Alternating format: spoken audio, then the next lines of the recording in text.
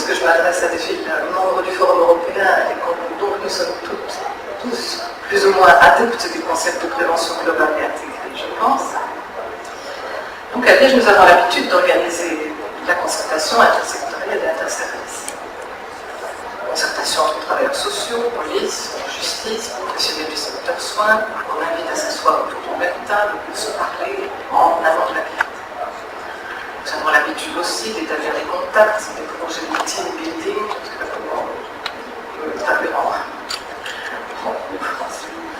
team building avec des jeunes de aussi, et des éducateurs de rue, mais aussi et surtout avec des policiers, avec des chauffeurs de bus, etc. Bon, en raison des contraintes justement commerciales auxquelles les professionnels des médias sont confrontés, il n'est pas vraiment, il ne semble pas en tout cas vraiment envisageable de les inviter à participer à nos réunions de concertation. Encore pour essayer, mais... Donc, il importe que dans les villes, on puisse désigner et mettre en charge une personne, une équipe de personnes qui sera effectivement en charge de la communication, de faire ce travail de traduction, d'interprétariat entre les services de prévention et le monde de la police. Alors à Liège, on a mis en place des procédures pour que les relations avec les médias, la communication sur la sécurité, que ça soit effectivement l'affaire exclusive du bourgmestre. Et donc c'est le bourgmestre, le maire de Liège, qui décide de donner mandat ou de ne pas donner mandat à ses services pour contacter la presse ou pour répondre à sa place à des sollicitations des journalistes. Et de cette façon, ce que nous pouvons constater, c'est que le bourgmestre joue un rôle capital de prévention. Je vais vous en donner une illustration. Donc les émeutes urbaines se déclenchent en France, elles provoquent un véritable emballement médiatique, ça se propage notamment à Bruxelles, on parle, les journalistes sont en train de traquer le moindre incendie de voiture pour le présenter comme un phénomène de prévention d'activité. À Liège, des messages d'appel à la mobilisation commencent à circuler sur Internet.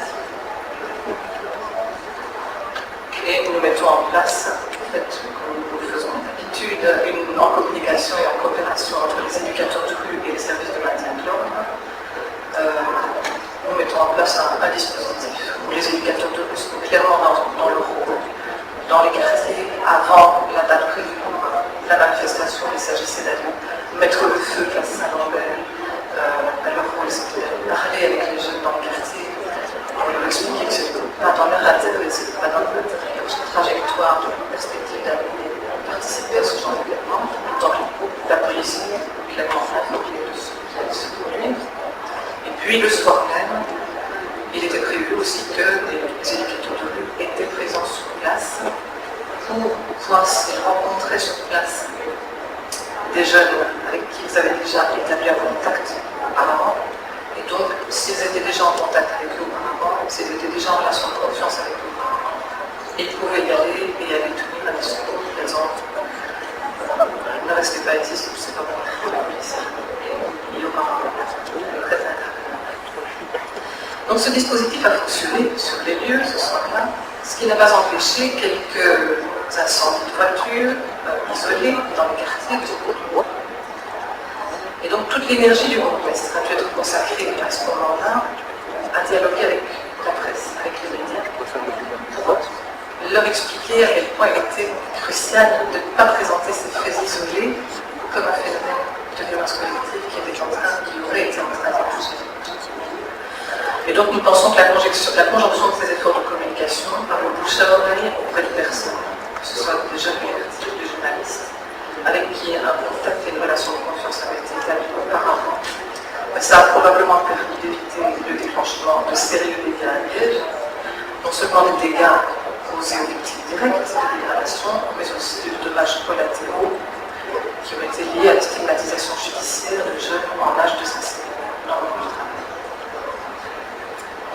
Si j'ai encore un peu de temps, alors je voudrais bien aussi vous parler du Fallouchi, puisqu'on parle quand même de organiser de grands événements. Donc à Liège, on a aussi un peu notre recette miracle en termes de préparation des grands événements. C'est le dialogue avec l'organisateur, le dialogue et la responsabilisation Là, le focus que j'aimerais bien simplement faire, c'est sur le travail du fan coaching, qui est une petite équipe de 4 fan coachs, 4 éducateurs ciblant le noyau dur des supporters du Standard Liège. Et simplement dire qu'à Liège, l'option, elle est prise de tendre, comme dans beaucoup de villes, autant que possible et sans angélisme, vers le maintien, voire le renforcement du climat positif autour du grand événement.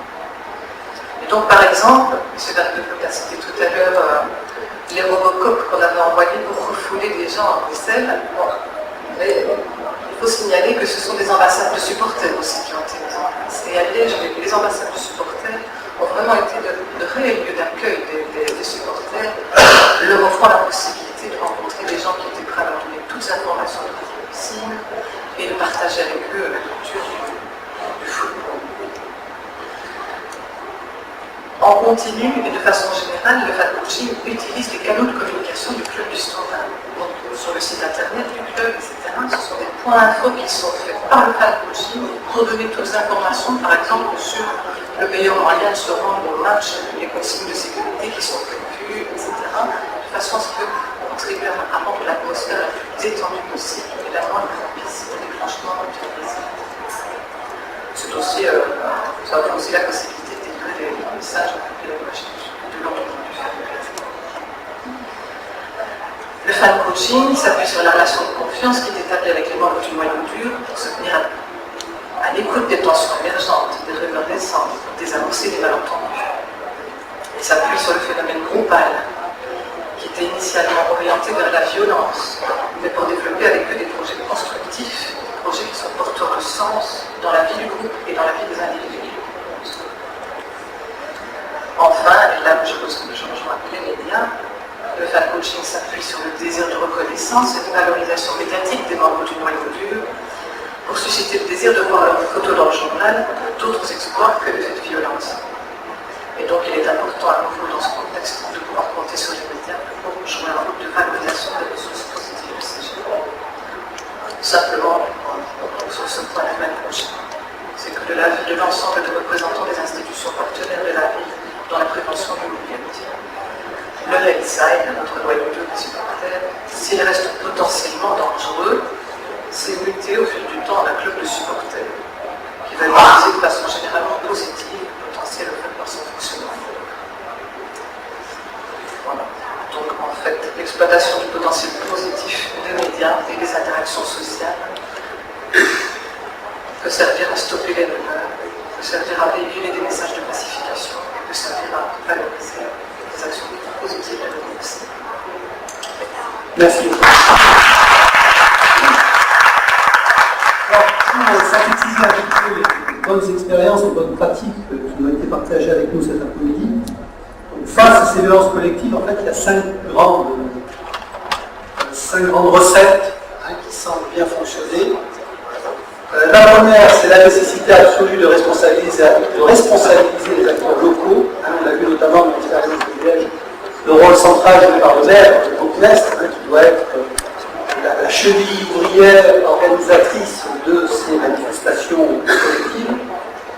Le deuxième élément important, c'est la maîtrise des techniques de diagnostic préalable, c'est-à-dire que la fête, on l'analyse, on définit la fête de l'événement, on analyse son contexte social, son contexte historique, on l'appréhende par rapport à ce qui s'est passé les années précédentes, d'où la nécessité d'accoler ces techniques de diagnostic avec des retours d'expérience. Donc on capitalise année après année pour maîtriser ce qui est susceptible de se passer, avec probablement aussi, tout l'intérêt de notre rencontre, la nécessité de regarder ce qui se fait dans notre vie, notamment européenne.